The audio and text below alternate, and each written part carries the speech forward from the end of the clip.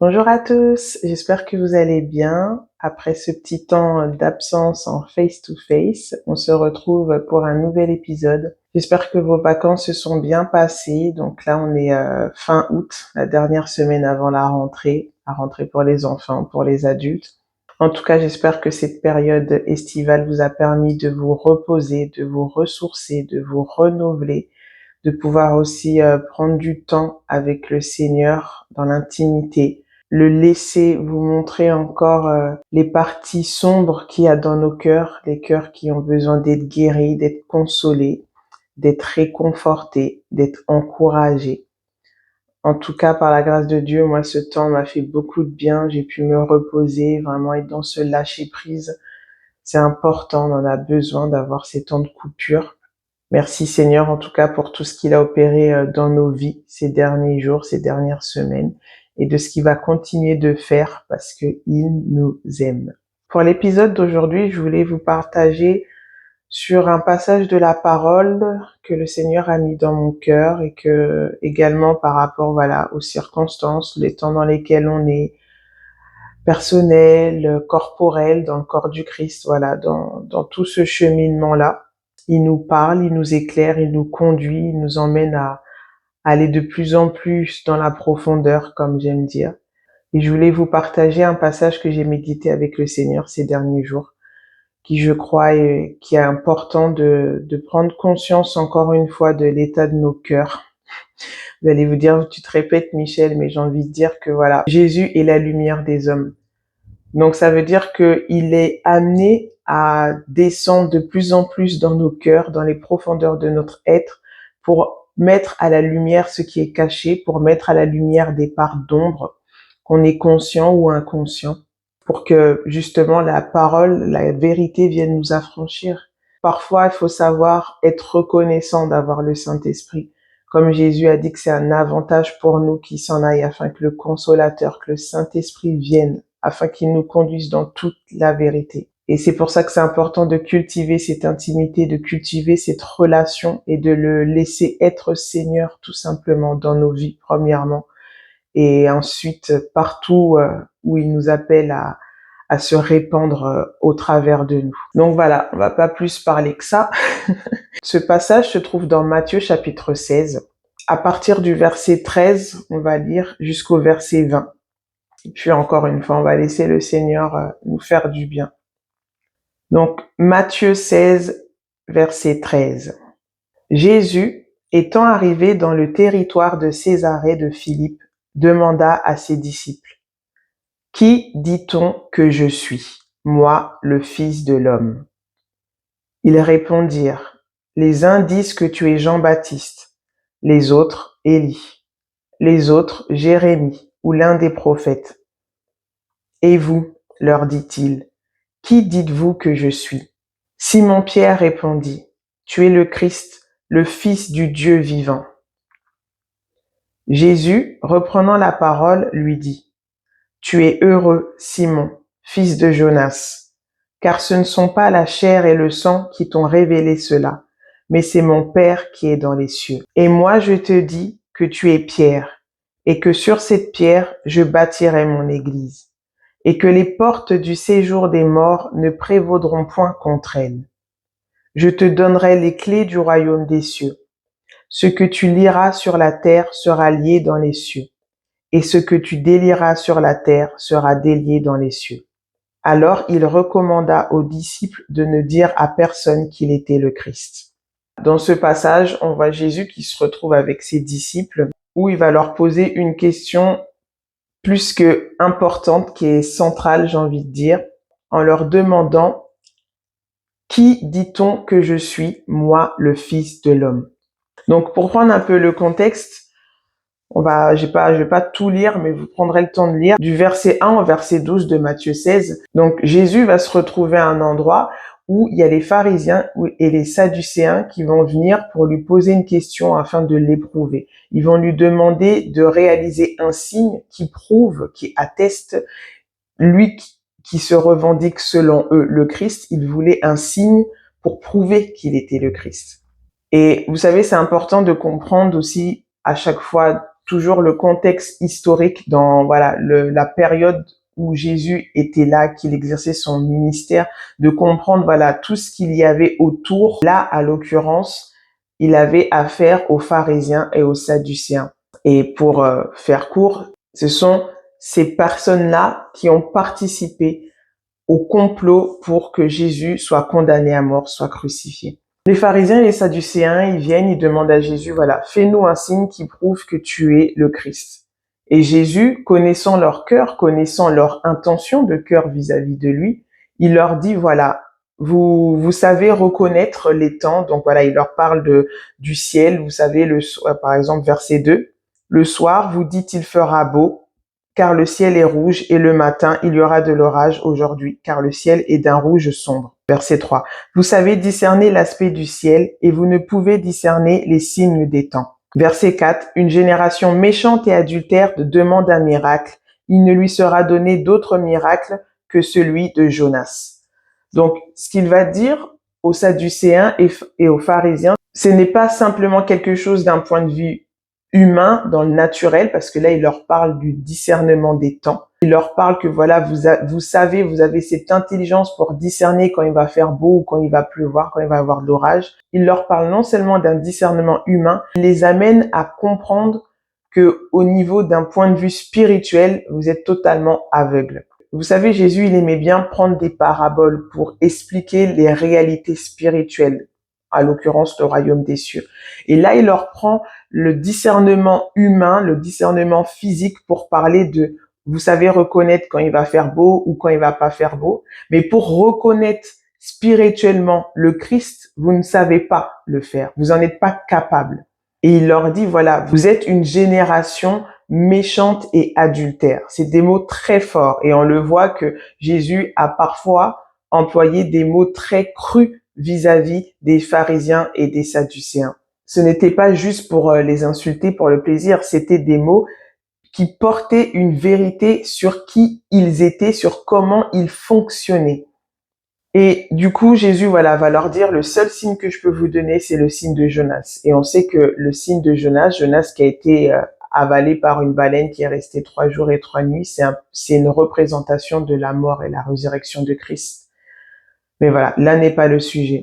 La question est, pourquoi je vous parle de ça, de ce contexte? Ici, les pharisiens et les sadducéens, c'était 2 sectes, on va dire ces mots-là, en même temps c'est un peu ça, c'était 2 sectes à cette époque-là, qui avaient elles-mêmes 2 points de vue différents. Même si elles s'appuyaient sur la parole de Dieu, qui était la Torah, cette période, la loi de Moïse, de la Genèse à Deutéronome, ils s'appuyaient sur ça, mais ils fonctionnaient autant les pharisiens d'une manière, autant les sadducéens d'une autre manière. Et avant que Jésus pose la question à ses disciples, qui dites-vous que je suis, moi, le Fils de l'homme? Que dit-on d'abord que je suis? Et après, vous, que dites-vous que je suis? Avant qu'il leur pose ces questions, Jésus, il va leur dire, voilà, gardez-vous du levain des pharisiens et des sadducéens. Donc, on voit dans les versets, vous prendrez le temps de lire, les disciples, ils vont commencer à se dire, ah, peut-être on n'a pas pris de pain, ils nous reprochent cela, et puis Jésus leur dit, mais vous rappelez pas, quand j'ai multiplié les pains avec les 4000 hommes, puis avec les 5000 hommes, non seulement ils ont été rassasiés, et en plus, vous avez eu des restes. Donc là, je vous parle pas de pain physique, mais je vous parle d'une dimension spirituelle. Parce que il voulait amener les disciples à non seulement vivre dans le naturel Jésus, mais à comprendre la portée spirituelle, à comprendre spirituellement qui est Jésus. Et là encore, malgré que les disciples marchaient jour et nuit avec Jésus, ils avaient encore des compréhensions humaines du Christ. On va développer ça juste après. Mais voilà, Jésus leur dit, gardez-vous du levain des pharisiens et des sadducéens. Et après, quand il voit que les disciples, ils sont là, ils raisonnent en eux-mêmes, il leur fait comprendre, je vous parle pas du pain physique, de la nourriture, mais je vous parle de leurs enseignements. Il leur dit, gardez-vous des enseignements des pharisiens et des sadducéens. Donc, il faut savoir quels étaient les enseignements des pharisiens et des sadducéens. Comme je vous l'ai dit plus tôt, les pharisiens et les sadducéens avaient 2 doctrines différentes. On va commencer par les sadducéens. Les sadducéens, eux, déjà, voilà, à l'époque, il y avait voilà le Sanhédrin, vous savez, Si vous savez pas, documentez-vous. Mais il y avait les Sahédrins, donc c'était en gros la Cour suprême, on va dire, de justice, où ils se regroupaient pour établir des lois, pour juger, etc. Et dans les Sahédrins, il y avait 70 places, et sur les 70 places, 3/4 de ces personnes étaient des Sadducéens, et le reste, c'était des pharisiens. Les Sadducéens, eux, c'était des personnes, des hommes qui étaient issus de familles riches. C'est-à-dire, c'était des gens qui étaient très, très aisés. Et leur doctrine, comme je l'ai dit, était différente des pharisiens. Donc, eux, les Sadducéens, premièrement, ils venaient de familles riches. Donc, en gros, si t'es pas dans leur level financier, tu ne pouvais pas être Sadducéen, tu ne pouvais pas rentrer dans cette secte, clairement, parce que c'est les termes qu'il faut dire. Il fallait être riche. Dans leur doctrine, ils croyaient effectivement en la loi de Moïse, c'était leur fondement, on va dire, mais les Sadducéens, eux, étaient très affairés à la politique. C'est pour ça qu'ils étaient en alliance avec Rome, parce que ici, je le rappelle, que le peuple juif, les Israélites, étaient sous l'empire romain, en fait. Ils étaient sous le joug des Romains et devaient leur donner justement un tribut à chaque fois, voilà. Même quand Jésus va dire rendez à César ce qui est à César, rendez à Dieu ce qui est à Dieu. Donc voilà, les Sadducéens étaient très dans la politique, plus même dans la politique que dans la loi. Donc ils compromettaient leur foi en étant en alliance avec les Romains, et du coup, en étant avec les Romains, forcément, ils allaient faire des choses qui étaient en désaccord avec la parole de Dieu. Donc déjà, il y avait ces points-là. Être riche, politicien, compromis parce qu'ils étaient en alliance avec les Romains. En plus de ça, les Sadducéens, eux, ils ne croyaient pas en la résurrection des morts. Pour eux, après la mort, il n'y avait pas de vie, il n'y avait pas de tu récoltes le bien ou le mal que tu as fait. Il y avait juste tu es mort et c'est fin du game, quoi. Et en plus de ça, les Sadducéens, eux, ne croyaient pas aux réalités spirituelles qui est les anges et les démons. Pour eux, toutes ces choses-là n'étaient que de l'imagination, je vais dire avec mes mots. Ce n'était que des foutaises, quoi, clairement. Contrairement, eux, aux pharisiens, pareillement, ils étaient assis sur la loi de Moïse, c'était leur fondement, la Torah. Mais eux, les pharisiens, c'était des personnes qui étaient issues de familles plus modestes. Donc, c'était des personnes qui étaient plus proches du peuple et qui avaient aussi la faveur du peuple comparé aux Sadducéens, parce que les Sadducéens étaient des personnes un peu plus hautaines, parce que nous, on a du bif et pas vous, quoi. C'était un peu ça. Nous, on est en haut et vous êtes en bas. Mais eux, les pharisiens, ils avaient plus de proximité avec le peuple, mais toujours avec cet air supérieur, parce que c'était des hommes de Dieu. C'était eux qui étaient appelés à représenter Dieu, à lire la Torah. Ils priaient de manière voyante, extravagante, à haute voix. C'était vraiment tout dans l'apparence. C'est pour ça que Jésus va leur dire, voilà, vous êtes des tombeaux blanchis, vous paraissez à l'extérieur, mais à l'intérieur, vous êtes plein de rapines, d'hypocrisie. Donc, les pharisiens, c'était très dans l'extérieur, dans l'apparat. Même s'ils venaient de milieux plus modestes, même s'ils avaient la proximité avec le peuple pour gagner leur faveur, mais il y avait tout ce qui était dans l'apparence, dans le cœur, c'était pas ça. Et eux, les pharisiens, non seulement ils étaient assis sur la loi de Moïse, ils respectaient la loi de Moïse, mais en plus de ça, ils avaient rajouté à la loi des commandements. Sachez que en tout, il y a plus de 613 commandements que le juif devait respecter, qu'il devait pratiquer. Vous imaginez le joug de fou malade. Déjà, quand on voit les 10 commandements, la parole nous dit que la loi, elle est là pour nous montrer que humainement, on est incapable de l'accomplir. Notre humanité ne peut pas accomplir la loi par ses propres forces. On n'en est pas capable. Et c'est pour ça qu'aujourd'hui, on a le Saint-Esprit pour faire la volonté de Dieu. Sans le Saint-Esprit, on ne peut pas servir Dieu. Sans le Saint-Esprit, on ne peut rien accomplir. Jésus lui-même pouvait dire, sans le Père, je ne peux rien faire, en fait. Du coup, ils avaient rajouté des lois, des commandements, des jougs encore pour montrer en fait que tant que tu ne fais pas ça, tu ne peux pas être proche de Dieu, tu ne peux pas t'approcher de Dieu. C'est pour ça que Jésus a même dit, en gros, écoutez ce qu'il dit, mais ne faites pas ce qu'ils font, parce que eux-mêmes ils vous imposent des jougs, eux-mêmes ils vous imposent des lois, eux-mêmes ils vous imposent des commandements, Mais eux-mêmes, ils ne le pratiquent pas parce que c'était trop ce qu'ils faisaient, c'était abusé. Bref, il y a ça qui se rajoute à la doctrine des pharisiens. Non seulement ça, les pharisiens étaient très dans la tradition. Au travers de tous ces commandements, c'était que de la tradition, que des coutumes. C'est pour ça que Jésus leur a dit, vous annulez ma parole à cause de vos traditions. Vous annulez la parole de Dieu. À cause des traditions, à cause de tous ces commandements que vous avez rajoutés pour accabler le peuple, la parole de Dieu n'a pas l'effet qu'elle doit porter. Et c'était pas le cœur de Dieu, ça venait de l'homme, des pharisiens, de leur doctrine à eux, de ce que eux, ils ont rajouté à la parole de Dieu, à la loi, à ce temps-là.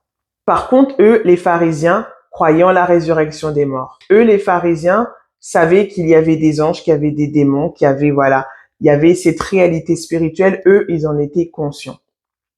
Et le comble dans tout ça, c'est que il faut se dire que les pharisiens et les sadducéens, à la base, c'était deux clans qui ne s'appréciaient pas. Mais quand Jésus est venu, tellement qu'il les a dérangés, ils se sont mis en accord, en alliance, malgré leurs points de vue différents, malgré leurs doctrines différentes, ils se sont mis en accord pour combattre Jésus. Et vous savez, c'est des choses qu'on voit encore aujourd'hui. Mais on va pas rentrer dans ça. Voilà. Donc, je voulais qu'on comprenne le contexte pour que Jésus, avant qu'il pose la question qui je suis, en gros, pour vous, mes disciples, qui je suis, il leur avait dit de se garder de l'enseignement des pharisiens et des sadducéens. Parce que c'était l'enseignement qui était entendu, crié, qui était vu partout. C'était ça qui était là dans le peuple d'Israël. C'était ça qui est dominé, entre guillemets, dans le peuple juif. Mais Jésus est apparu et alléluia. Jésus leur dit ça de se garder de ce levain. Le levain qui, comme dit un peu de levain, fait lever toute la pâte. Donc il y a cette portée, voilà, Jésus parlait avec les paraboles, parlait avec des choses matérielles pour nous faire comprendre les choses, mais qu'on comprenne que ces réalités spirituelles, ce levain qui représente l'enseignement des pharisiens et des sadducéens, on l'a toujours à notre époque. Parce que vous savez, même si aujourd'hui il n'y a plus de pharisiens, il n'y a plus de sadducéens, mais les doctrines, ce qu'ils véhiculent, ce sont des réalités aussi spirituelles. Et aujourd'hui, le Seigneur nous demande à chacun de nous de veiller à ne pas justement manger de ces enseignements-là, ne pas se nourrir de ces enseignements-là. Et c'est important de réaliser cela. Et lui-même, il l'a dit à ses disciples. Il l'a pas dit à la foule qui paraissait de temps en temps pour voir des signes et des miracles. Il a parlé à ses disciples. Gardez-vous du levain. Gardez-vous des enseignements des pharisiens et des sadducéens. Et comme je vous le dis juste avant, les pharisiens et les sadducéens ont été les personnes qui ont contribué à la crucifixion de Jésus. Pourquoi je dis ça? Jésus est l'esprit de la prophétie. Aujourd'hui, nous avons le Saint-Esprit. La parole de Joël 2,28, elle est accomplie. L'Esprit de Dieu s'est répandu sur toute chair. Vos fils et vos filles prophétiseront, vos vieillards auront des songes, vos jeunes gens des visions. Cette parole, elle est accomplie, on est dedans. Chacun de nous qui marchons avec le Seigneur, qui avons cet honneur d'être le temple du Saint-Esprit. Donc, si nous, aujourd'hui, nous avons le Saint-Esprit, nous avons l'Esprit de Jésus, l'Esprit de Dieu en nous, nous devons nous garder des enseignements des pharisiens et des sadducéens. Parce que ces enseignements-là vont venir tuer la vie de l'esprit en nous. Ces enseignements-là, qui, on peut le dire avec nos termes, ce sont des esprits religieux, vont venir tuer la vie de l'esprit en nous. Vont venir nous imposer des choses que ce n'est même pas le cœur de Dieu. Vont venir nous dire, il faut que tu sois dans tel moule pour que tu puisses accéder au plan de Dieu, lorsque ce n'est même pas le cœur de Dieu pour nous. Et c'est important qu'on puisse se sonder, qu'on puisse, voilà, examiner là où on se trouve, quel enseignement j'écoute, de quel pain je suis en train de me nourrir. Est-ce qu'il y a du levain dans ma pâte? Est-ce qu'il y a quelque chose qui vient de la tradition des hommes? Est-ce qu'il y a quelque chose qui vient de la façon humaine de penser? Parce que autant les sadducéens que les pharisiens avaient une pensée humaine vis-à-vis de la loi de la Torah. Ils avaient une compréhension par eux-mêmes de comment on devait fonctionner, comment on devait marcher pour plaire à Dieu, lorsque Dieu ne leur avait même pas demandé quoi que ce soit. Dieu avait pendant ce temps juste donné sa loi, la Torah. Il leur avait pas dit de venir rajouter plein et plein de choses. Et l'un disait il n'y a pas de résurrection des morts, et l'autre disait qu'il y avait résurrection des morts. L'autre qui disait les esprits n'existent pas, les démons n'existent pas, les anges n'existent pas. Et l'autre disait mais si, ils existent. Donc vous vous rendez compte dans quelle confusion spirituelle devait se trouver le peuple. Qui écouter, qui croire? Parce que, rappelons-nous, aujourd'hui, ces personnes-là, elles peuvent représenter les ministères, elles peuvent représenter même ton frère ou ta sœur qui te dit un truc et l'autre un truc. On contextualise tout ça pour comprendre maintenant où Jésus veut emmener ses disciples. On arrive au verset 12 que je viens de vous lire, où Jésus va demander à ses disciples, qui dit-on que je suis, moi, le Fils de l'homme? Et ici, quand j'ai médité ça avec le Seigneur, vraiment, c'est un passage que j'aime beaucoup, ce passage-là. J'aime beaucoup les passages où il y a la confrontation avec les pharisiens et les sadducéens parce que, voilà, c'est au travers de ça que j'ai pu comprendre et aussi avec les d'autres enseignements que j'ai eus que vraiment, ce sont des réalités spirituelles. Ce n'est pas simplement des faits que Jésus a vécu et ses disciples, le peuple d'Israël, mais que cela a une portée spirituelle. Tout est spirituel. Dieu a créé les cieux avant la terre. C'est important de comprendre cela pour pouvoir mieux discerner les choses, les temps, les circonstances, les milieux dans lesquels on est, saisir l'atmosphère dans laquelle on peut être. Jésus leur pose cette question existentielle pour leur propre existence. Pourquoi je dis ça? Parce que Jésus a dit que la vie, c'est de le connaître. De connaître celui que le Père a envoyé dans Jean 17 quand il prie le Père. La vie, c'est de le connaître. Et ici, Jésus voulait voir si ses disciples, je sais pas exactement ça faisait combien de temps, 1 an, 2 ans, presque 3 ans, je pense, parce que peu de temps après, il va avoir la crucifixion.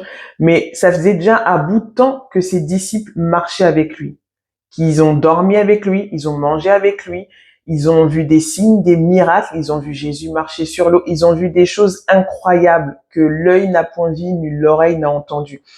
Ils ont vu des dingueries, des choses que tu dois te dire, mais attends, les gars là, ils sont tellement proches de Jésus, ils peuvent que le connaître parfaitement. Et là, Jésus leur pose cette question, c'était un peu, mais est-ce que vous me connaissez réellement? Parce que, comme je l'ai contextualisé juste avant, les disciples, les 12, sortaient d'un milieu spirituel où il y avait ces doctrines, les pharisiens, les sadducéens, et il y en avait d'autres. On va pas rentrer dans toutes les doctrines qu'il y avait à cette période-là, mais il y en avait beaucoup. Donc, ils voulaient voir, après tout ce temps qu'on a marché ensemble, de ce que vous avez vu de moi, de ce que vous avez entendu de moi, qui dites-vous que je suis? C'est la question que le Seigneur nous pose à toi et à moi. Qui dit-on qu'il est? Comment le voyons-nous? Comment pensons-nous qu'il est? Ça m'a paru étrange de me dire, mais quand les disciples répondent, les uns disent que tu es Jean-Baptiste, les autres Élie, les autres Jérémie ou l'un des prophètes. Et là, il va leur dire, et vous, leur dit-il, qui dites-vous que je suis? Donc là, les disciples, premièrement, ils ont répondu à la question de Jésus de voilà, qu'est-ce que les gens disent? C'est-à-dire, qu'est-ce que vous écoutez? Qu'est-ce que vous entendez de moi? Et ils vont leur répondre, voilà, il y en a qui disent que tu es Élie, que tu es Jean-Baptiste. Et je me suis dit, mais Seigneur, toutes les personnes à qui ils te représentent, ce sont des personnes qui sont décédées. Humainement parlant, parce que, voilà, ce sont des personnes qui ont marché avec le Seigneur, donc aujourd'hui elles sont au royaume, elles sont auprès du Père. Mais je me suis dit, mais ils t'ont tous répondu avec des personnes qui sont mortes. C'est quand même étrange. Voilà. Après, moi, c'est ce que je me suis dit, c'est quand même vraiment étrange. Pourquoi, en fait? Et là, Jésus va leur dire, OK, mais maintenant, vous, qui dites-vous que je suis? Et là, j'ai imaginé la scène. Et voilà, petit clin d'œil aussi à la série The Chosen. Vraiment, merci Seigneur pour ce réalisateur, pour cette grâce, parce que ça nous aide encore plus à nous mettre dans le contexte. Je pense que tu dois connaître, sinon c'est vraiment que t'es pas connecté au réseau, enfin voilà, tu dois connaître. Mais vraiment, quand j'ai vu cet épisode, c'était vraiment là un peu, on voyait à quel point, malgré que les disciples marchaient avec Jésus, dormaient avec Jésus, avaient vu des signes, des miracles, eux-mêmes avaient accompli des signes en son nom, quand il les envoie deux par deux. Mais en fait, ils ne connaissaient pas qui était Jésus. Ils n'avaient pas compris qui était Jésus. Et on voit que chacun d'eux avait une image de Jésus depuis leur cœur à eux, depuis leur pensée à eux. De même, toi comme moi, aujourd'hui, on peut avoir une image de Jésus qui est complètement fausse, qui est complètement pervertie. Pervertie par des doctrines, pervertie par des faux enseignements, pervertie par des puissances des ténèbres qui nous ont influencés. Ça peut être même dans l'héritage qu'on a pu recevoir de nos pères, par tellement de choses. Et c'était la question qui était là, de me dire, mais qui tu es? Et c'est une question que je pose souvent au Seigneur, vous savez. Qui tu es? Même s'il y a des choses que, jour après jour, par sa grâce, il se révèle. Et la vie entière, l'éternité entière ne nous suffira pas pour le connaître. Tellement il est. Et à chaque fois que je vis des choses avec le Seigneur, je lui dis, mais t'es qui en fait? Parce que c'est tellement intriguant, tellement profond, tellement amazing, que tu peux que chercher à connaître qui il est. Et même quand tu vas avoir une révélation de qui il est, ça ne fait pas que tu peux rester sur tes acquis. Ok, je connais. Non, on ne connaîtra jamais pleinement que quand on sera face à face avec lui. Et là, Jésus, il voulait demander à ses disciples, mais vous, qui dites-vous que je suis? Et les disciples, quand ils ont répondu que voilà, les autres disent ça, ça, ça, je pense que chacun d'eux avait aussi peut-être ce questionnement, peut-être que oui, parce que ils croyaient à la résurrection, la plupart. Ils devaient se dire, ouais, peut-être que c'est Élie, peut-être que c'est ceci, peut-être que c'est Jean-Baptiste, peut-être que... Ils ont tous, en tout cas, utilisé des prophètes.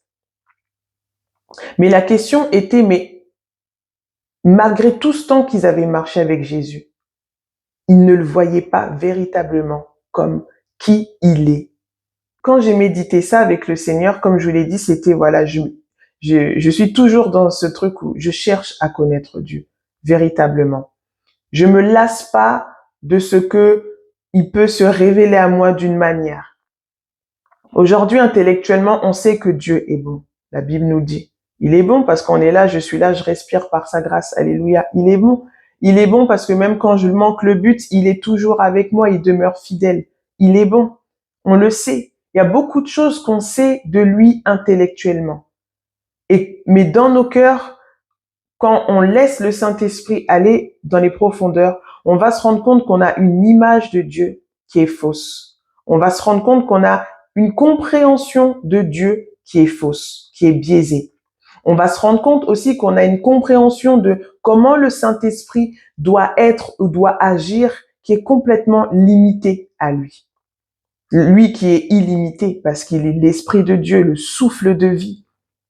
Et Jésus, quand il leur pose cette question, il veut les emmener à cette compréhension, à cette révélation de qui il est. Et même si elle va pas être tout de suite, mais c'est que déjà eux-mêmes, ils puissent se sonder et se rendre compte que ce que je pense de lui, ce n'est pas véritablement qui il est. La seule personne qui va répondre ici, c'est Simon-Pierre, qui va dire, tu es le Christ, le Fils du Dieu vivant. Le Fils du Dieu vivant. Et comme je vous le disais, chaque personne avait dit, voilà, tu es tel prophète, tu es Élie, tu es ceci. Ils avaient tous dit des personnes qui étaient mortes. Mais quand Pierre reçoit la révélation, parce que Jésus va lui dire juste après, ce n'est ni le sang ni la chair qui t'a révélé cela, Donc, clairement parlant, ça veut dire que tu n'as pas reçu cette révélation de qui je suis depuis une doctrine des hommes, depuis une théologie pharisienne ou sadducéenne. Tu n'as pas reçu cette révélation depuis ta propre compréhension. Tu n'as pas reçu cette révélation depuis ta propre intelligence, depuis ta propre sagesse, mais tu as reçu ta révélation par mon Père qui est dans les cieux. Cette révélation de qui est Jésus, elle ne peut venir que depuis le haut. De la même manière que quand Jésus est mort, le voile du temple qui séparait le lieu saint du lieu très saint s'est déchiré du haut vers le bas. C'était un geste, un signe prophétique qui montrait que maintenant, par le Père, vous pouvez rentrer au travers de Jésus qui est la porte. On peut rentrer dans le Saint des Saints, on a libre accès à sa présence. Mais aujourd'hui, est-ce qu'on est véritablement dans sa présence? Est-ce qu'on est encore sur le parvis? Est-ce qu'on est dans le lieu saint ou est-ce qu'on est dans le Saint des Saints, face à face avec lui? Où jour après jour, les voiles qui étaient sur nos visages, ils sont en train de tomber pour qu'on le contemple pleinement. Pierre, ici, reçoit cette révélation par l'Esprit de Dieu, par le Père qui lui révèle qui est mon fils. Et il lui dit, tu es le Christ, tu es le Messie. Parce que, encore une fois, dans le contexte, quand Jésus vient, d'abord Jean-Baptiste, la voix qui prépare la venue du Seigneur, entre Malachie et le Nouveau Testament, il s'est passé 4 siècles. Pendant 4 siècles, Dieu l'Éternel n'a pas parlé à son peuple.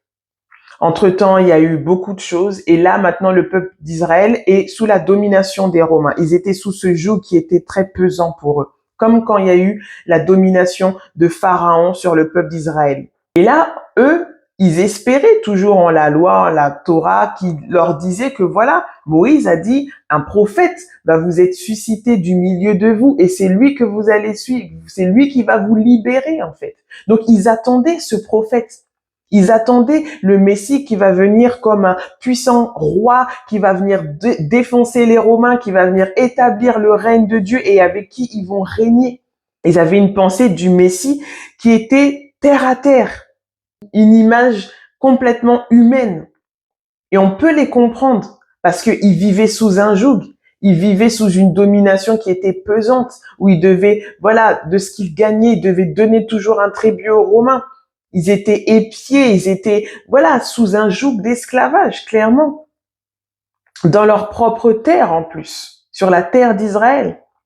Donc, il y avait cette souffrance qui était là. Donc, eux, ils attendaient le Messie qui allait venir et qui allait les délivrer de leurs oppresseurs d'une manière physique. Ils n'avaient pas compris le passage d'Ésaïe 61. C'est pour ça que Jésus leur a dit, gardez-vous de ces enseignements, parce que eux, ils lisaient la loi, ils lisaient les prophètes, ils lisaient les psaumes. Il y a un passage où Jésus dit aux pharisiens, la loi, les prophètes et les psaumes parlent de moi, mais vous me reconnaissez pas, en fait. Vous pratiquez la loi, vous lisez les psaumes, vous lisez les prophètes, mais tout ça, ça parle de moi. Je suis caché dans toutes ces choses, mais vous me reconnaissez pas.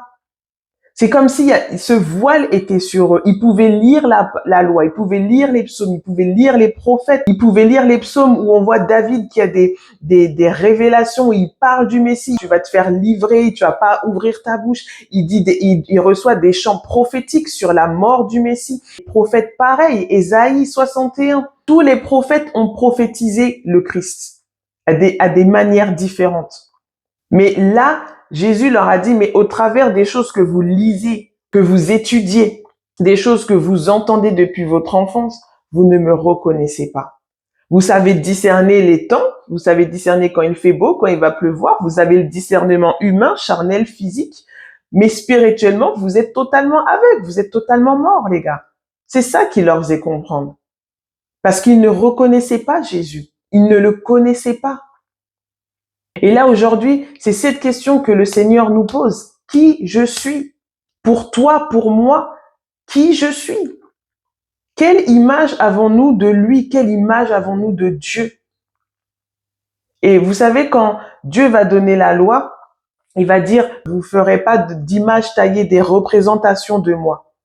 Et aujourd'hui, certes, peut-être chez toi, t'as pas d'idole, t'as pas une statuette qui te fait montrer que c'est ton Dieu. Mais dans ton cœur, tu peux avoir des idoles. Dans le sens que dans ton cœur, tu peux avoir une idole qui est une image de Dieu que tu t'es façonné, que tu t'es taillé, mais au final, ce n'est pas Dieu. Ce n'est pas le véritable. Et on est appelé à le connaître. Cette révélation, elle vient depuis le haut. Vous savez, dans Jean 3, quand Jésus va rencontrer Nicodème, lui qui était un chef des pharisiens, il devait avoir un certain âge, Nicodème. Donc, lui qui avait des années et des années d'études bibliques, enfin, je dis avec nos termes, d'études de la Torah, lui qui avait des années de connaissances, d'enseignement, de compréhension. Le gars, il avait bac plus 40 en Torah, quoi. Mais lui, quand Jésus le rencontre, il lui dit, il faut que tu naisses depuis le haut.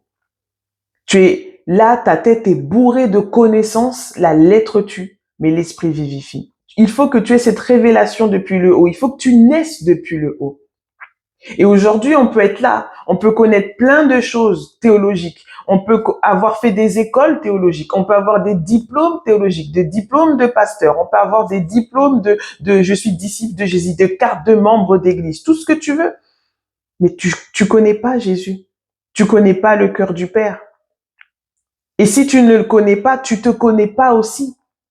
L'un ne va pas sans l'autre parce que notre identité est en Christ. La parole dit que nous avons été ressuscités avec le Christ. Mais si tu connais pas Jésus qui est ressuscité, ça veut dire que tu es toujours mort. Donc tu ne te connais pas. Un mort, il peut paraître, mais il est mort. Et c'est ça la question. Ici, les disciples, à ce moment-là, ils étaient encore morts à la révélation de qui est Jésus. Même s'ils marchaient avec lui, ils dormaient avec lui. Ils ont peut-être entendu Jésus, péter, rôter. Il était humain, les gars. Ils ont vu Jésus dans toute son humanité. Et ils ont vu Jésus aussi dans toute la gloire. Ils ont vu Jésus, guérir des malades. La parole nous dit qu'ils n'ont pas écrit tous les miracles que Jésus a accomplis, sinon il n'y aurait pas eu assez de livres pour les écrire.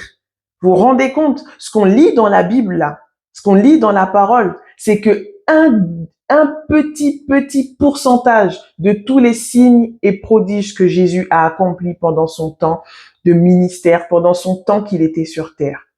Il y a des choses qu'on ne sait pas et qu'on ne saura jamais. C'est pour ça qu'aujourd'hui, écoutez bien ce que je dis. Je dis pas qu'il faut rejeter la parole, jamais de la vie.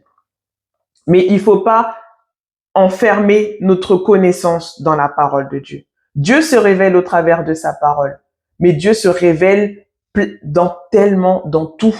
Tu peux pas le limiter. Tu peux pas limiter le Saint-Esprit. Et je dis ça dans le sens que quand il leur dit vous annulez la parole de Dieu à cause de vos traditions, si tu fonctionnes avec Dieu dans des traditions, si tu fonctionnes avec Dieu avec un mode d'emploi, une notice de il faut faire ci, il faut que je jeûne tant pour avoir ça, il faut que je fasse ci pour avoir ça, si je médite bien pendant tant de temps, je vais comprendre ça. Non, là t'es à côté de la plaque, mon gars. Tout ce que tu fais, ça va avoir une apparence extérieure comme les pharisiens, mais à l'intérieur, il n'y a rien du tout. La vie de Dieu, la vie Zoé, les fleuves d'eau vive ne vont pas jaillir. Et ça, c'est important qu'on puisse prendre le temps de s'examiner, de se réaligner, de se repentir, de se réajuster, de quitter des choses. Parce que s'il y a des choses qui t'emmènent à la mort, même si tu peux dire au nom de Jésus à la fin de toutes tes phrases, il n'y a rien qui bouge spirituellement. Dieu est esprit. Nous sommes des esprits dans un corps. Ce sont des réalités. La parole nous le dit, je ne l'invente pas. J'espère pour toi que tu en es conscient. Mais si tu es conscient de ça, tu dois comprendre, comme il l'a dit à Nicodème, que la naissance doit se faire depuis le haut. De la même manière que là, il a dit à Simon, ce n'est pas la chair et le sang qui t'ont révélé cela. Et encore une fois, je ne dis pas qu'il faut pas que, si tu as à cœur, si Dieu te conduit dans des études bibliques, si Dieu te conduit à faire une école pastorale, c'est l'œuvre de Dieu. À chacun son chacun, clairement. Mais c'est pas ça qui fera que tu es. Si, il y en a, ils ont cet appel-là, en fait. Il n'y a pas de souci. Il y en a, ils ont ce désir d'étudier. Il n'y a pas de souci pour ça. Mais c'est pas ça qui fait que tu connais Dieu. C'est lui qui se révèle. De la même manière qu'il a dit à celui qui cherche, il me trouve, en fait. Je me laisse trouver par celui qui me cherche. Je suis tout prêt. Mais si on le fait depuis une conception humaine, depuis une théologie humaine, depuis une compréhension humaine, depuis une sagesse humaine, on est totalement à côté de la plaque. Comme les pharisiens, comme les sadducéens. Pourtant, ils étaient les représentants de Dieu. Pourtant, ils étaient ceux qui, pour le peuple, oh là là, il récite tellement bien la loi, oh là là, mais lui, il peut que être approuvé de Dieu. Zéro pointé. Zéro. C'était que dans l'apparence, c'était que dans l'intellect. Ils n'ont même pas reconnu Jésus. La parole dit que il est venu parmi les siens et les siens ne l'ont point reconnu. Ils l'ont pas reconnu. Et toi aussi, tu peux être aujourd'hui, moi aussi, on peut être dans des endroits, on peut être dans des compréhensions où on est à côté de la plaque. Maintenant, je dis pas qu'il faut tout jeter, être parano. Il faut laisser le Saint-Esprit nous conduire dans toute la vérité. Premièrement, dans nos cœurs, l'image qu'on a de Dieu. Il y a une image qu'on peut avoir du Père parce qu'on a encore des blessures, parce qu'on a encore des traumatismes. L'image qu'on a de l'homme, l'image qu'on a de la femme, l'image qu'on a de cette intimité qu'on doit avoir avec lui. Dieu nous appelle pas à être des serviteurs, il nous appelle à être des fils et des filles, puis après devenir cette épouse qui va venir chercher. Mais aujourd'hui, combien il y en a, ils fonctionnent que comme des serviteurs. Si je fais pas, si je suis pas ce bon serviteur, mon maître, il va me fouetter. Non, t'as rien compris. Si je jeûne pas, si je fais pas, sois dans la vie, le mouvement et l'être, tout simplement. Pourquoi tu te fatigues? Pourquoi tu te fatigues? Combien de fois le Seigneur, il me dit, il y a des choses que, vous savez, comme je l'avais déjà partagé, c'est dans notre humanité, on veut faire. Dans notre chair, on est constitué à faire pour avoir. Mais Dieu, il te dit, sois en moi. Demeure en moi. Demeure dans mon repos. C'est-à-dire que les choses qu'il va t'appeler à faire, certes, il y aura un coût. Il y a une mort à soi. Il y a des renoncements. Parce que c'est non notre volonté, mais la sienne. C'est-à-dire qu'il y a cette dualité qui est en nous. Il faut qu'il y en a un qui plie le genou.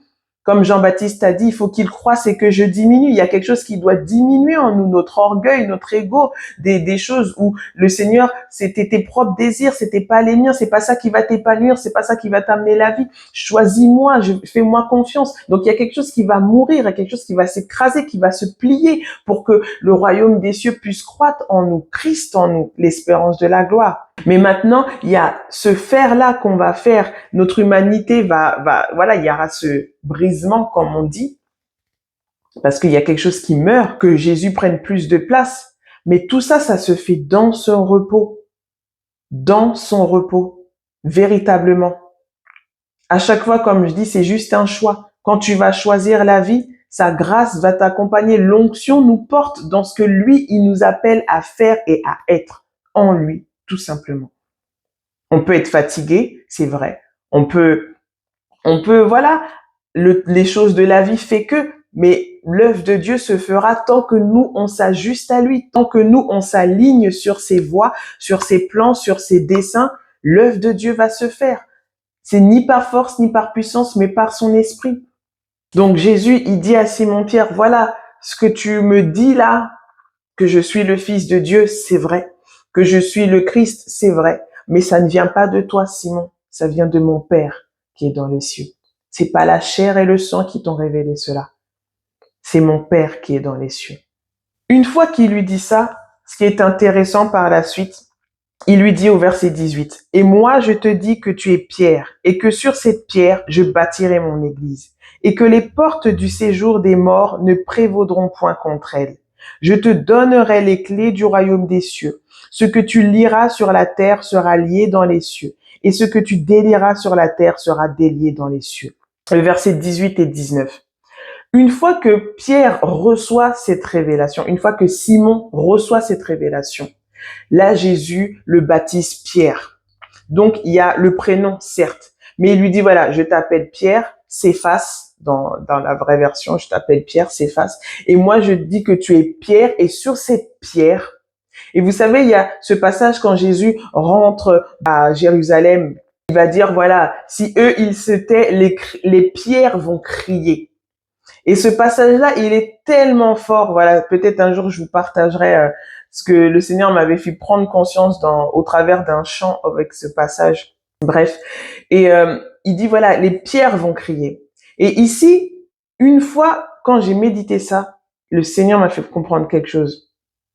Et ça m'a vraiment, j'ai eu une joie, la joie du Saint-Esprit qui était là.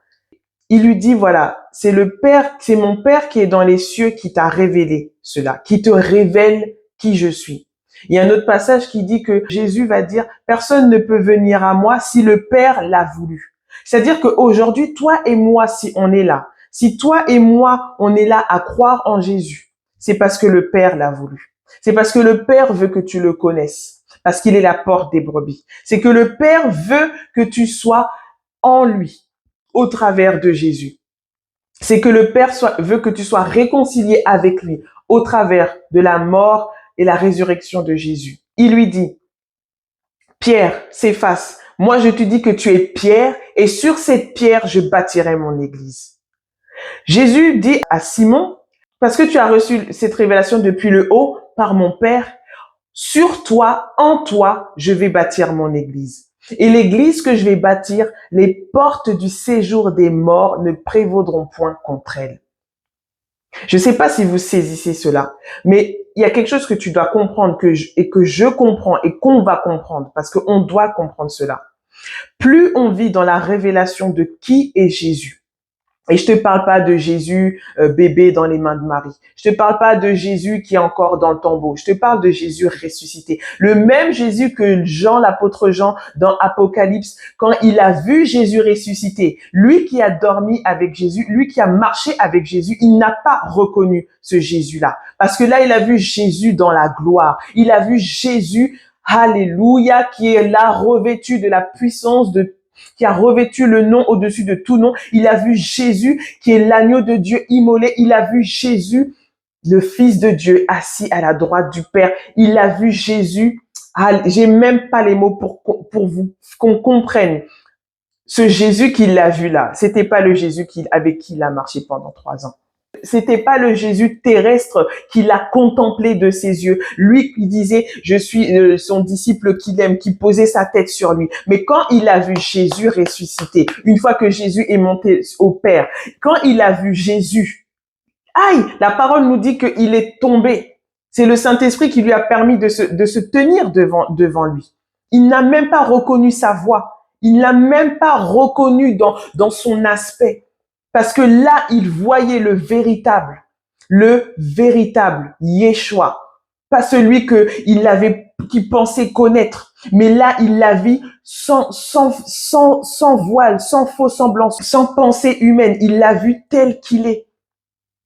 Et cela, on est appelé à le vivre, à le voir et le connaître tel qu'il est.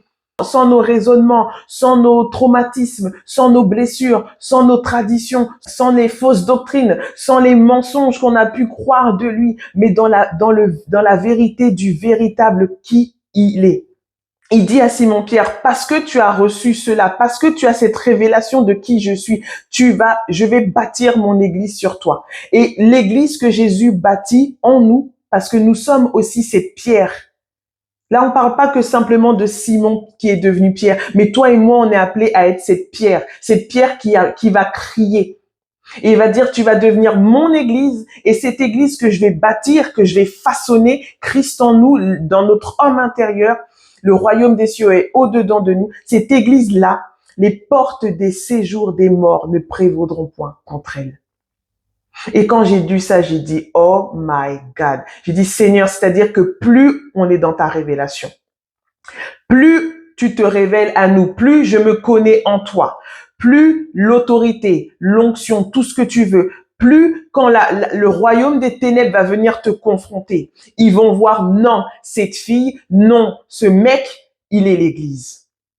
Parce qu'il est dans la révélation, parce qu'il marche en étant né depuis le haut, parce qu'il marche avec la connaissance de qui est Jésus. Et il lui dit, les portes des séjours des morts ne va pas prévoir contre toi parce que tu marches dans ma révélation, parce que tu marches dans le véritable, pas dans les fausses doctrines, pas dans les traditions des hommes, pas dans les Jésus qu'on le voit comme s'il était encore dans le tombeau, comme s'il n'avait rien accompli pour nous, mais on marche dans le véritable. Il a dit, cette église-là que je vais bâtir, les portes des séjours des morts ne prévaudront point contre elle. Et il a dit, je vais lui donner les clés du royaume des cieux. Est-ce que tu sais que tu as appelé à avoir la clé du royaume des cieux? Que tu as appelé à être une porte du ciel? Que tu as appelé à ce que, au travers de toi, la vie de Dieu jaillisse? Que tu as appelé à ce qu'au travers de toi, les gens voient le Père? Que cela, que tu comprennes que tu es appelé à demeurer et à porter le royaume des cieux en toi. C'est pas que quand tu te rends dans ton bâtiment église, mais tu es le temple. La parole nous le dit dans 1 Corinthiens 3,16. Nous sommes le temple de Dieu. Mais est-ce qu'on comprend cela? Est-ce que tu saisis cela? Et je te dis pas ça parce que je saisis tout, mais parce que j'expérimente par la grâce de Dieu en le cherchant cela. J'expérimente que en moi, il y a le royaume des cieux. C'est-à-dire que parfois, t'as pas besoin de prier pendant des heures et des heures. Quand tu pries en étant aligné avec qui tu es, avec ce que Jésus a accompli pour toi, à ce que tu es ressuscité en lui, à ce que tu es assis avec lui, en Christ, nous sommes assis, en lui, nous sommes assis à la droite de Dieu, que nous sommes la maison de Dieu. Tu vas pas passer des heures à prier avant que la Shekinah soit là. Plus tu vas réaliser cela, plus tu vas manifester l'autorité que Jésus t'a donnée, parce qu'il a dit, je te donne les clés du royaume des cieux. Il n'a pas dit, je te donne les clés d'un grenier. Il n'a pas dit, je te donne les clés d'une maison. Il a dit, je te donne les clés du royaume des cieux. Mais est-ce qu'on réalise l'autorité qu'on porte? Est-ce qu'on réalise cela? C'est pas destiné que au ministère, c'est à chacun de nous. Il y a des autorités, il y a des mandats spécifiques. Il faut respecter aussi nos autorités spirituelles, les apôtres, les prophètes, les pasteurs, les docteurs, les évangélistes. Il y a un ordre spirituel. Quand je dis un ordre, il n'y a pas que l'autre est supérieur et tout. Comme on dit, on est tous des enfants de Dieu. Mais spirituellement, il y a des mandats, il y a des autorités. C'est comme dans la vie, il y a des maires, il y a des présidents, il y a des élus. Chacun a des grades. Mais est-ce que tu réalises ce que tu portes quand tu es dans cette révélation? Et je te parle pas d'une révélation théologique. Je ne parle pas d'une connaissance biblique. Tu peux connaître tous les versets de la Bible. Ça n'impressionne pas le diable. Satan aussi connaît la parole. Sache-le. Tu peux faire et faire et faire et faire. Ça n'impressionne pas le diable. Lui aussi, il fait beaucoup de choses. Mais il a dit, parce que tu as reçu cela depuis mon Père. Parce que tu marches dans la révélation de qui est Jésus. Les portes des séjours des morts ne prévaudront pas contre elle. Plus tu marches dans sa révélation, plus tu connais qui il est, plus tu connais qui tu es en lui, plus tu marches avec cette autorité sans forcer. Parce que quand tu détiens une clé, t'as pas besoin de péter des portes pour passer. Quand tu marches avec la clé du royaume des cieux, tu n'as pas besoin de t'agiter dans tous les sens. Quand le Seigneur t'a dit tu vas avoir ça, ça va venir. Quand tu marches avec les clés du royaume des cieux, tu n'as pas besoin de dire « Oh, mais Seigneur, il faut que je jeûne, il faut que je fasse ci. » Positionne-toi dans ce qu'il a dit et repose-toi. Parfois, il y a beaucoup de choses qu'on fait, c'est juste parce qu'on n'a pas compris notre positionnement. Et c'est pas une prétention, c'est pas un orgueil, c'est pas de se la péter, c'est de saisir cela. C'est une réalité. Jésus nous l'a donné. Il a fait de nous un royaume de sacrificateurs. Il a fait de nous des rois, un sacerdoce royal. Mais nous, on est là, on marche encore comme des misérables. On marche encore comme des moins que rien. On marche encore comme des gens qui doivent mendier. Mendier quoi? Jésus a tout accompli. La parole dit que nous sommes bénis de toute bénédiction spirituelle dans les lieux célestes. Mais il y a un travail à faire. Aller les chercher et les ramener sur la terre.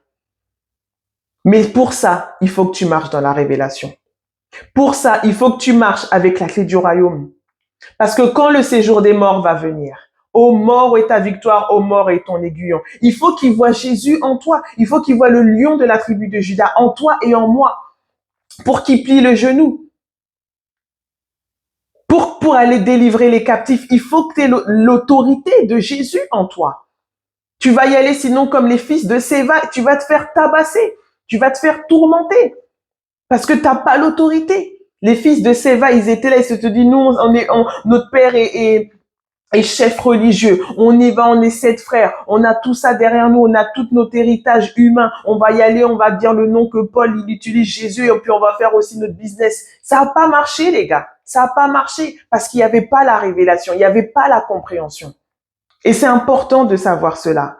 Maintenant, je ne dis pas que tout ce qu'on peut voir de manifeste est de lui, parce que Jésus a dit, combien vont venir et vont dire, voilà, Seigneur, on n'a pas prophétisé en ton nom, on n'a pas chassé des démons en ton nom, on n'a pas fait ceci, cela. Jésus a dit, arrière de moi, je ne vous connais pas, vous tous qui commettez l'iniquité. Ça ne veut pas dire que tout ce qui paraît manifeste vient du Seigneur. Dieu ne se répand pas de ses dons. Dieu ne se répand pas des dons qu'il a mis en nous. On peut avoir les dons, mais après, est-ce que c'est le Saint-Esprit derrière? Ça, c'est autre chose. Mais ce sont des choses à laquelle nous sommes appelés à vivre. C'est ce qu'il a dit, tous ceux qui croiront en mon nom, ils feront cela. Ils feront les signes que j'ai faits. On est appelé à amener le royaume de Dieu sur la terre. Et dans le royaume de Dieu, il y a la délivrance. Dans le royaume de Dieu, il y a la guérison. Dans le royaume de Dieu, il y a la liberté. Libre de tout ce qui nous oppresse, libre de tout ce qui nous mettait dans la captivité, libre de la maladie, libre de la pauvreté spirituelle et comme financière, libre de tout ce qui nous mettait dans l'esclavage. C'est ce qu'il nous dit dans Ésaïe 61. Et même là, les Juifs ne l'avaient pas tout de suite compris que c'était d'abord une portée spirituelle. Parce que les Juifs voyaient, certes, il y avait cette domination romaine qui était là, mais premièrement, ils étaient captifs spirituellement. Dieu est esprit.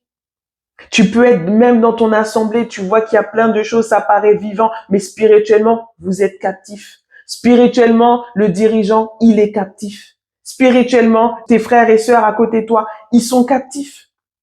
Et vous êtes là tous les jours à dire Jésus, Jésus, à chanter tous les beaux cantiques, mais les démons, ils sont assis aussi avec vous. Ce n'est pas normal. Et croyez-moi, c'est pas le nombre de jeûnes qui va faire, c'est pas le nombre de veillées de prière qui va changer, c'est la révélation. La révélation de qui il est. De passer du temps à le chercher. Et il demande que ça, de se révéler. Le Saint-Esprit, il est là. Vous savez, la dernière fois, j'avais ce temps pendant ce temps de repos que j'ai eu. J'ai beaucoup passé de temps avec le Seigneur et j'ai eu un jour où le Saint-Esprit il y a eu cette joie en moi parce que le Saint-Esprit était content d'être avec moi, content de parler, content de pouvoir me révéler des choses. C'est le désir du Saint-Esprit de pouvoir se mouvoir en nous, de pouvoir agir au travers de nous. Et ça ne veut pas dire que ça va être d'une manière forcément extravagante dans le sens que tout le monde doit le voir, mais premièrement dans ta vie, dans ton foyer, quand il va te mettre à cœur de prier. Tu vas pas prier avec une manière est-ce que ça va faire quelque chose, non, tu pries parce que tu sais, tu as du discernement spirituel, parce que tu vois spirituellement les choses qui sont en train d'être dégommées quand tu déclares les paroles. La prière du juste a une grande efficacité. Tu n'es pas juste par tes actes, parce que tu fais, tu es juste par le sang de Jésus. Donc quand tu te positionnes sur ça, quand tu t'alignes sur ça, quand tu te mets à prier par le Saint-Esprit, crois-moi, il se passe des choses spirituellement. Et c'est ça qu'on doit comprendre. C'est sur ça que l'ennemi veut pas qu'on rentre. L'ennemi ne veut pas que tu rentres dans cette révélation de qui il est pour pas que tu te connaisses. Si tu ne connais pas Jésus, tu ne peux pas te connaître. Et tu peux te dire chrétien. Tu peux avoir ta carte de membre d'une assemblée. Tu peux dire, ah, moi, j'appartiens à telle église, à telle église. Ça n'impressionne pas Satan. Ce qui impressionne Satan, c'est ceux qui sont dans la révélation de qui est Jésus. Ce qui fait trembler le séjour des morts, c'est ceux qui marchent avec la révélation de qui est Jésus. Et quand tu vas te connaître, tu vas réaliser le potentiel de Christ en toi. Tu vas prendre conscience du royaume des cieux en toi. Tu vas prendre conscience que tu es un roi, que tu es une reine, que tu es appelé à amener le règne de Dieu sur cette terre. Par tes prières, par tes chants, par les moments que tu vas passer à jouer de l'instrument, que ça soit du piano, que ça soit de la guitare, que ça soit de la flûte, que ça soit, je sais pas, mais du moyen par lequel le Saint-Esprit va vouloir se mouvoir en toi. Et plus on va réaliser cela, je sais qu'on a nos vies. Moi, la première, on a nos vies de famille, on a les enfants, on a le travail, on a la vie qui est là. Mais plus on va laisser le Saint-Esprit se mouvoir en nous, nous révéler qui il est, nous révéler qui nous sommes, plus l'Église va être l'Église. Premièrement, ça commence dans nos vies à nous. pour pouvoir impacter les autres. Jésus a dit, là où 2 ou 3 se trouvent, se rassemblent en mon nom, je suis au milieu d'eux. Et parfois, on peut être là, 10, 20, 30, à dire Jésus, Jésus, Jésus. Il n'y a rien qui change. L'atmosphère est toujours aussi écrasante, lourde. Et vous savez quoi? C'est ce que j'ai à cœur de vous dire. Jésus veut se révéler. Il veut se révéler premièrement dans nos vies, mais il veut se révéler quand on se rassemble. Il veut pas qu'on soit là juste à être là, des chrétiens moroses, là, comme des hippies, là, comme les hippies. Vous voyez, quand je regarde des films des hippies, ils étaient tout le temps peace, ils chantaient, ils souriaient, ils se mettraient des pâquerettes dans la bouche. Ça paraissait, oh, ils sont peace and love. C'est pas ça, être peace and love. Peace and love, c'est Jésus. C'est lui la paix, c'est lui l'amour. Il y a rien d'autre qui peut te rendre peace and love. Et parfois, on va à l'église, on va dans nos assemblées, tu viens abattu, tu repars abattu. Tu viens oppressé, tu repars oppressé. Tu auras un petit moment de joie, le temps de la louange, parce que oui, ça fait du bien à l'âme, mais la lourdeur, elle est toujours là. L'oppression, elle est toujours là. La maladie, elle est toujours là. La captivité, elle est toujours là. Tu dors toujours autant mal la nuit. C'est pas normal. C'est pas normal. Et on va te dire, t'as pas assez la voix. Ah, t'as pas assez jeûné. Ah, t'as pas assez lu ta Bible. Ah, peut-être tu as un péché. Tout ça, c'est des condamnations. Tout ça, c'est des traditions. Tout ça, c'est de la religiosité. Et ça, Dieu n'est pas d'accord avec ça parce que Dieu veut nous rendre libres. Il l'a accompli au travers de Jésus. Il l'a accompli au travers de Jésus. Il l'a accompli au travers de Jésus. Alors oui, parfois, le Saint-Esprit peut te conduire dans un jeûne. Je ne dis pas le contraire. Mais si tu dois faire ça pour obtenir cela, on n'a rien compris. Et si tes dirigeants te disent, ah, t'as pas assez jeûné, c'est de la condamnation. Est-ce que c'est le cœur du père? Toi, en tant que parent, moi, je suis mère aujourd'hui. Est-ce que si ma fille demain elle vient me voir, elle me dit, ah, maman, j'ai pas réussi ça, je vais dire, ah, bah, t'as pas fait assez de pompes. Ah, bah, fallait plutôt que tu sautes à cloche-pied pendant 3 tours et après ça ira mieux. Non. Mon cœur de parent va dire, mais je t'ai déjà donné cela. Tiens, prends-le. Et combien on est là dans nos systèmes religieux, dans nos propres compréhensions aussi à nous-mêmes, à s'alourdir, à limiter Dieu. Et qu'est-ce que ça attriste le cœur du Saint-Esprit? Parce que lui, il est là pour nous emmener dans la liberté, dans la vérité qui va nous affranchir. Mais on a mis des barrières, on a mis des systèmes, on a mis des traditions, on a dit il faut que tu fasses tel protocole, on a dit ceci ou cela. Je pense même au baptême, j'ai ça en tête. Les personnes qui disent ah il faut que tu fasses des enseignements de baptême, tu vas être baptisé dans 3 mois. D'abord il faut que tu fasses telle ou telle leçon. Mais où t'as vu ça dans la parole de Dieu? Quand l'unique il a lu la parole, il lui a dit j'ai pris un rouleau, lis-le-moi. Il lui a lu Ésaïe 61. Tiens il y a une flaque, baptise-moi. Est-ce qu'il lui a dit ah attends, il faut que tu fasses un cours théologique pour comprendre le baptême. La révélation vient depuis le haut. Il a eu l'écriture, l'Esprit lui a donné la révélation, il a compris c'était quoi, il s'est baptisé. Pourquoi tu fais attendre les gens qui veulent se baptiser? Parce qu'après, il y en a, ils se découragent, ils repartent encore dans leur vie d'avant. Il faut pas se moquer de Dieu, les gars. Il faut pas se moquer de Dieu. Il a donné la vie de Jésus pour que nous soyons libres, pour que nous ayons le pardon, pour que nous ayons part à la réconciliation, pour que nous participions avec lui à la gloire de Dieu. Et nous, on vient, on met des traditions, on met des systèmes, on rajoute des lois et des lois et des lois et des chaînes et des chaînes et des chaînes. Pourquoi? Pourquoi on fait ça? Il faut vraiment qu'on laisse Dieu être Dieu. La vie, le mouvement et l'être. C'est quelque chose qui est tellement, tellement, tellement libérateur. Tellement libérateur. Vraiment. Et Jésus est venu pour nous libérer. Et non seulement il est venu pour nous libérer, mais il veut qu'au travers de sa révélation en nous, d'autres soient libérés. Il veut qu'au travers de sa révélation en nous, on aille défoncer le royaume des ténèbres.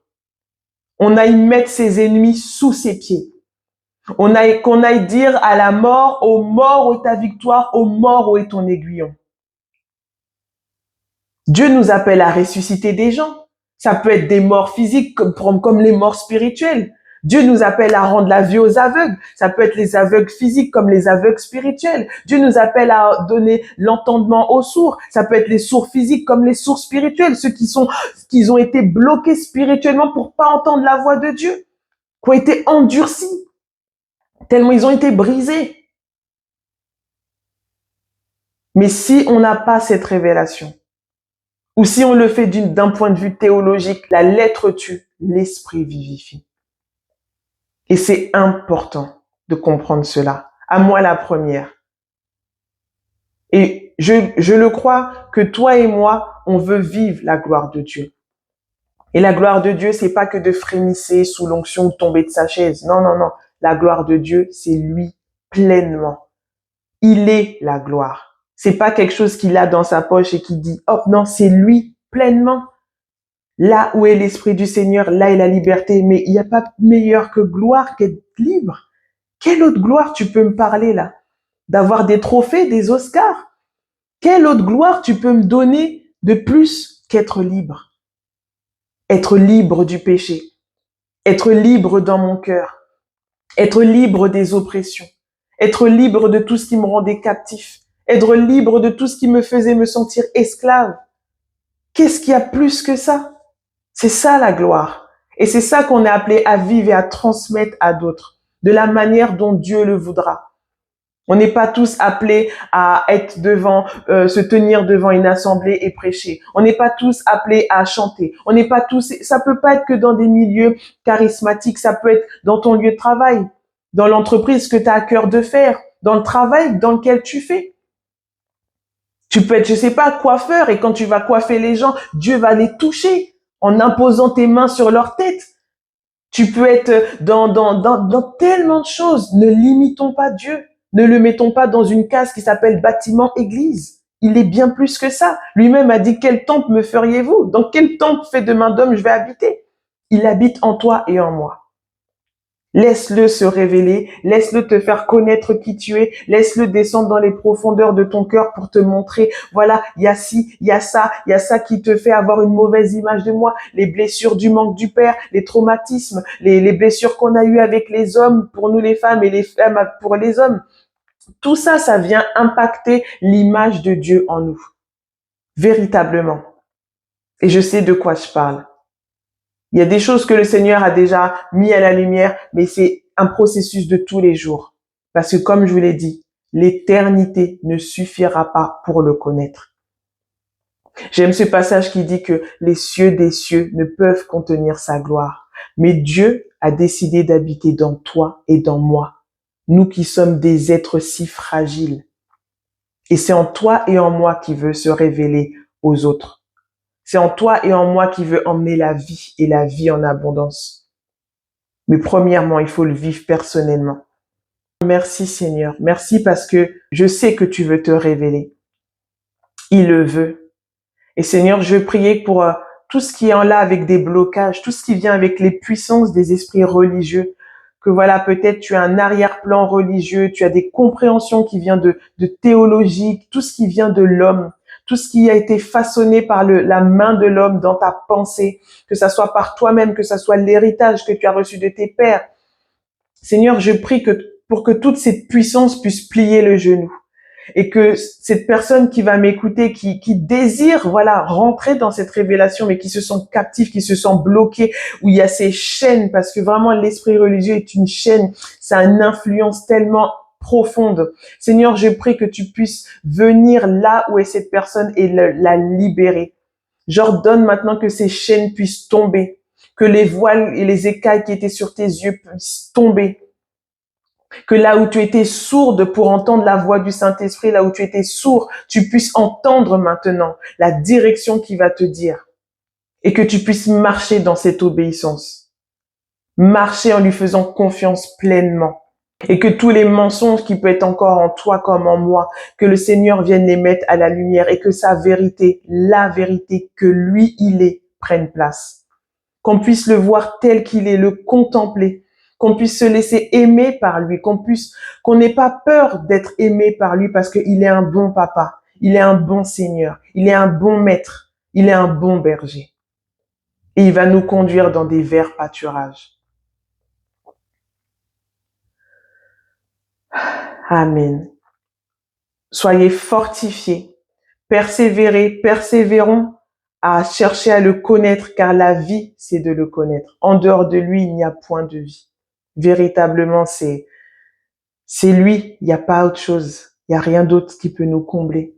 Il va nous donner des choses pour vivre bien sur cette terre, parce qu'il ne veut pas qu'on galère, il veut pas qu'on manque, c'est pas son cœur.